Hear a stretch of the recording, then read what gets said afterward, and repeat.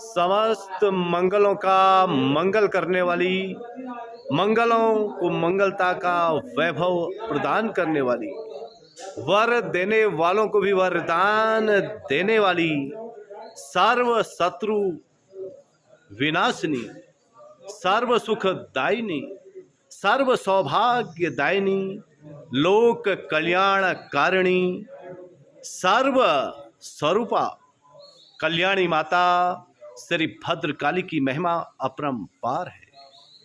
आदि व अनादि से रहित भगवती भद्रकाली की कृपा से ही समस्त चराचर जगत की क्रियाएं संपन्न होती है। जय को भी जयता प्रदान करने वाली जयंती मंगला काली, भद्रकाली कपालिनी, दुर्गा क्षमा शिवा धात्री, स्वाहा स्वधा नमो अस्तुते। जनपद बागेश्वर की पावन भूमि पर कमशार घाटी में स्थित माता भद्रकाली का परम पावन दरबार सदियों से आस्था व भक्ति का अलौकिक संगम है। कहा जाता है कि माता भद्रकाली के इस दरबार में मांगी गई मनौती कभी भी व्यर्थ नहीं जाती है। जो भी श्रद्धा वो भक्ति के साथ अपनी आराधना के श्रद्धा पुष्प माँ के चरणों में अर्पित करता है, वह परम कल्याण का भागी बनता है। माता श्री महाकाली के अनंत स्वरूपों के क्रम में माता भद्रकाली का भी बड़ा विराट वर्णन मिलता है। जगत जननी माँ जगदम्बा की अद्भुत लीला का स्वरूप अनेक रूपों में श्री भद्रकाली की महिमा को दर्शाता है। पुराणों के अनुसार माता भद्रकालिका का अवतरण दैत्यों के संहार व भक्तों के कल्याण के लिए हुआ है। कहा जाता है जब रक्त बीज नामक महादैत्य के आतंक से यह वसुंधरा त्राहिमाम हो उठी थी, तब उस राक्षस के विनाश हेतु माँ जगदम्बा ने भद्रकालिका का रूप धारण किया तथा महापराक्रमी अतुलित बलशाली दैत्य का संहार किया। रक्त बीज को यह वरदान था कि उसका जिस किसी के साथ भी युद्ध होगा, युद्ध के समय उसके शरीर से गिरने वाली रक्त की बूंदों से उसी के समान महाबलशाली दैत्य उत्पन्न होंगे। जगदम्बा माता ने भद्रकाली का विराट रूप धारण करके उसके रक्त की बूंदों का पान करके उसका संहार किया। नागराज श्री धौलीनाग जी के प्रसंग में भी माता भद्रकालिका का अर्थात इस दरबार का बड़ा ही निराला व सुंदर वर्णन मिलता है। श्री धौलीनाग अर्थात धौल नाग जी का मंदिर बागेश्वर जनपद अंतर्गत विजयपुर नामक स्थान से कुछ ही दूरी पर पहाड़ के रमणीक छटाओं के मध्य भद्रकाली पर्वत की परिधि का ही एक हिस्सा है। हिमालयी नागों में धवल नाग यानी धौलीनाग जी का पूजन मनुष्य के जीवन को ऐश्वर्यता प्रदान करता है। महर्षि व्यास जी ने स्कंद पुराण के मानस खंड के 83वें अध्याय में भद्रकाली के प्रिय इस नाग देवता की महिमा का सुंदर वर्णन करते हुए लिखा है। धवल नाग नागेशो नाग कन्या निसेवितमः प्रसादा तस्य संपूज्य विहवम। यह मानस खंड का 83वें अध्याय का 18वां और 19वां श्लोक है। अर्थात इस तरह से भद्रकाली भक्त नाग पर्वत पर विराजमान नागों के अनेक कुलों का पुराणों में बड़े ही विस्तार के साथ वर्णन आता है। इस गोपनीय रहस्य को उद्घाटित करते हुए धवल नाग व अनेक नागों की महिमा के साथ मां भद्रकाली का वर्णन आया है। इस विषय में विस्तार पूर्वक उल्लेख करते हुए व्यास जी ने कहा है, जो प्राणी धवल नाग वो नाग पर्वत पर विराजमान अन्य नागों का पूजन कर मां भद्रकाली की भक्ति करता है, उस पर नाग देवता कृपालु होकर अतुल ऐश्वर्य प्रदान करते हैं। मानस खंड के 79वें अध्याय में वर्णन आता है। वेद व्यास जी के साथ आध्यात्मिक चर्चा में देव योग से लोक कल्याण के लिए ऋषियों के मन में नागों की निवास भूमि जानने की इच्छा जागृत हुई। अपनी इस व्याकुल इच्छा को जानने के लिए ऋषियों ने व्यास जी से कहा, महर्षि, नाग तो पाताल के वासी हैं, पृथ्वी पर उनका आगमन कैसे हुआ? तब व्यास जी ने ऋषियों को जानकारी देते हुए समझाया, ऋषिवरों, सतयुग के आरंभ में ब्रह्मा जी ने सारी पृथ्वी को अनेक खंडों में विभक्त कर दिया था।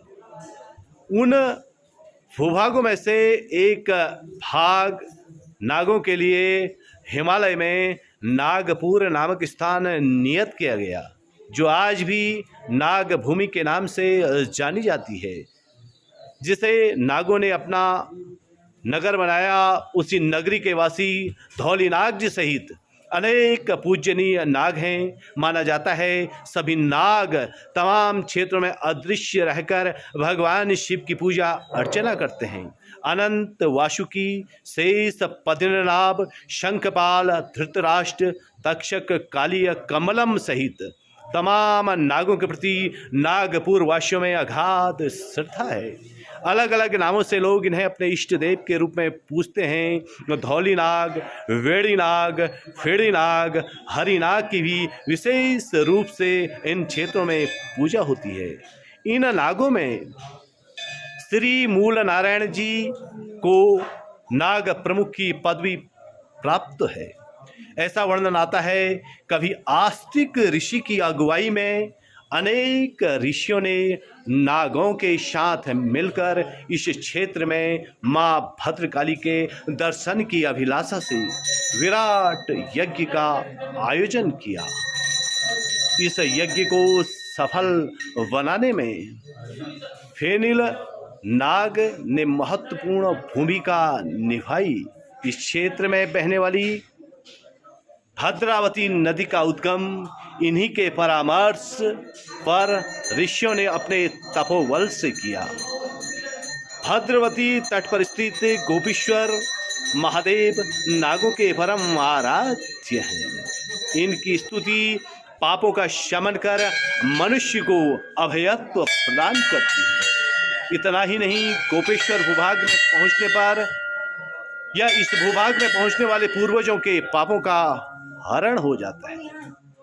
सूर्योदय होने पर हिम के पिघलने की तरह यहाँ पहुँचने पर सोने की चोरी करने वाला, अगम्य स्त्री से गमन करने वाला तथा पूर्व में पितरों के द्वारा किए गए पापों का भी विलय हो जाता है। कहा तो यहाँ तक गया है कि नागों के आश्रयदाता गोपीश्वर का पूजन करने पर सारी पृथ्वी की 21 बार परिक्रमा करने का फल प्राप्त होता है। माँ भद्रकाली के आंचल में अनेक नाग मंदिरों सहित गोपीश्वर का शिवालय, नाग देवताओं के प्राचीन मंदिर, आस्था का अलौकिक संगम है। माँ भद्रकाली सभी के इष्ट देवी है। भद्र पर्वत की दक्षिण की ओर काली नाग का वास माना गया है पुराणों के अनुसार। और एक श्लोक भी आया है, ततस्तु पूर्व भागे वे भद्राया दक्षिणे तथा काली संपूज्यते विप्रहा कलियने महात्मना। भद्रा के मूल में चटक नाग, श्री श्वेतक नाग का पूजन भी स्थानीय वासियों द्वारा पुराणों में लिखे गए एक अद्भुत प्रसंगों के अनुसार किया जाता है। सर्व पापहारी त्रिपुर नाग भी माँ भद्रकाली के परम भक्त हैं।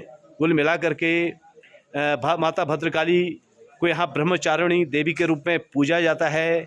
माता भद्रकाली यहाँ महाकाली, महालक्ष्मी, महासरस्वती तीनों रूपों में पूजित है। इन 3 स्वरूपों का पूजन करने के लिए दूर दराज क्षेत्र से भक्तजन यहाँ पधारते हैं और ऐसा माना जाता है कि जगतगुरु शंकराचार्य ने भी इस स्थान के दर्शन करके स्वयं को धन्य माना। और इस मंदिर के नीचे एक गुफा है जो विशेष ऐतिहासिकता को, विशेष भव्यता को अपने आप में समेटे है। लोग यहाँ के दर्शन करके भी स्वयं को धन्य महसूस करते हैं।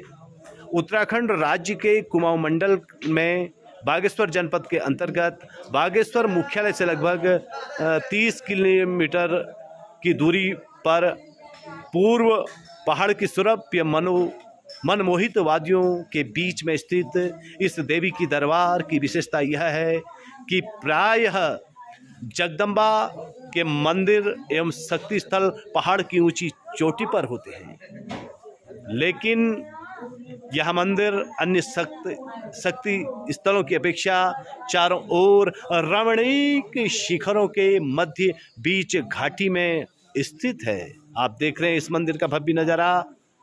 और इन जो यहाँ के इस मंदिर के चारों ओर जो शिखर हैं, उन शिखरों पर नाग देवताओं के मंदिर विराजमान हैं, जो यहाँ आने वाले आगंतुकों को वरवश ही अपनी ओर खींच लेते हैं। यहाँ की प्राकृतिक सुंदरता साधना के लिए जगत माता की ओर से भक्त जनों के लिए अनुपम उपहार है। और भद्रकाली मंदिर से ही के पास से ही एक नदी होकर बहती है, जिसको भद्रा नदी कहते हैं। और ये आप देख रहे हैं, ये नदी इधर से होकर के बहती है, जिसको भद्रा नदी कहा गया है। और स्कंद पुराण के 21वें अध्याय में इस नदी की महिमा महर्षि व्यास जी ने उद्घाटित करते हुए कही है कि भद्रा के उद्गम स्थल पर भद्रेश की पूजा करने से सिद्धि की प्राप्ति होती है। अर्थात यहाँ भद्रेश महादेव जी पूजित हैं। और नीचे एक गुफा है, गुफा के सम्मुख भगवान शिव की पिंडियाँ हैं, संभवतः वही भद्रेश महादेव जी के नाम से पूजित हैं। और यहाँ पर अनेक नागों की भी पूजा होती है। और यहाँ का पूजन और क्षेत्रपाल की भी पूजा का यहाँ विधान है। और विशेष रूप से क्षेत्रपाल की पूजा के पश्चात ही माता भद्रकालिका की पूजा का विधान पुराणों ने वर्णित किया है। और कुल मिलाकर के अनंत रूपों में अपनी लीला का विस्तार करने वाली सर्व स्वरूपिणी माँ भद्रकाली की उत्पत्ति की एक गाथा दक्ष प्रजापति के यज्ञ से भी जुड़ी हुई है। वीरभद्र और भद्रकाली की उत्पत्ति भगवान शिव की जटाओं से भी मानी जाती है। वीरभद्र और भद्रकाली के साथ शिव की जटाओं से जिन देवियों की उत्पत्ति हुई, उनमें त्वरिता देवी, वैष्णवी देवी का जिक्र भी आता है। हिमालय की गोद में बसा उत्तराखंड वास्तव में प्रकृति की अमूल्य धरोहर है। यहाँ पहुँचने पर वास्तव में आत्मा दिव्यलोक का अनुभव करती है। भद्रकाली गांव में रचा बसा प्राचीन भद्रकाली मंदिर माँ जगदम्बा का अपने भक्तों के लिए दिव्य उपहार है। वर्ष भर यहाँ श्रद्धालुओं का आगमन लगा रहता है। नवरात्रों में भक्तों की चहल कदमी बढ़ जाती है। मान्यता है कि अष्टमी को रात भर इस मंदिर में अखंड दीपक जलाने से मनोकामना पूर्ण होती है। इस स्थान पर शक्ति का अवतरण कब, वो किस प्रकार हुआ, इस विषय में कोई ठोस जानकारी नहीं है। यहाँ पर भगवती के चरणों की भी पूजा होती है। मंदिर के साथ एक दंत कथा त्रेता युग के नागदेव खैरी नाग से भी जुड़ी हुई है। गुफा के प्रवेश द्वार पर जो झरना है, यहाँ आने वाले श्रद्धालुओं को मंत्र मुग्ध कर देता है। और माँ पीताम्बरा के भक्तजन भी यहाँ पर आकर के साधना करते हैं। क्योंकि नंतिन बाबा ने भी इस क्षेत्र में साधना की। माँ भद्रकाली को नागों की इष्ट देवी वो नाग माता के रूप में भी पूजा जाता है और इनके स्वरूप बड़े अभेद्य हैं। त्रिलोक्य वंदिता साक्षात उल्का अर्थात माता बंगलामुखी को ही भद्रकाली की जननी भी शिव पुराण के अनुसार कहा गया है। और यह क्षेत्र कुल मिलाकर के विशेष आस्था व भक्ति का केंद्र है, बड़ा अतुलनीय है। तीर्थाटन की दृष्टि से भी यह बड़ा महत्वपूर्ण क्षेत्र है। हे जयंती अर्थात सबको जीतने वाली, मंगला मोक्ष देने वाली, काली प्रलय करने वाली, भद्रकाली भक्तों का कल्याण करने वाली, कपालिनी प्रलय के समय अमंड धारण करने वाली, दुर्गा दुर्गम कठिनाइयों से मिलने वाली, क्षमा सबको अभय देने वाली, शिवा धात्री स्वाहा और स्वधा स्वरूप वाली, हे देवी तुम्हें नमस्कार है।